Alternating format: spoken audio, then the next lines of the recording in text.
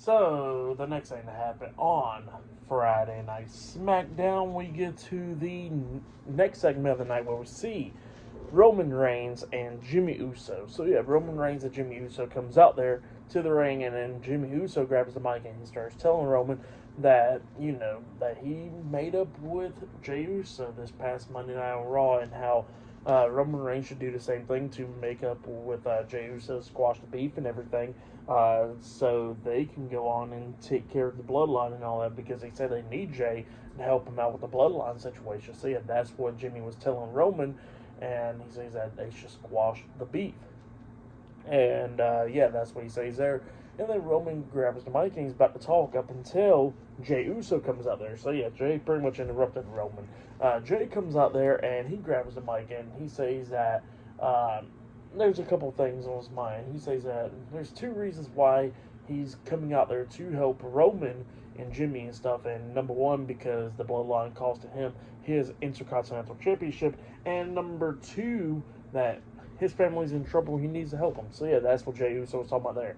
But then Jey was pretty much telling Roman that all these years Roman has physically, emotionally, and mentally beat him down so much. So yeah, that's what he was telling Roman. And he says that he don't want to be Roman's right hand man. He don't want to pretty much play second fiddle to Roman. He says he wants to be Roman's equal, and instead of having him like as a tribal chief, he wants him as a cousin instead.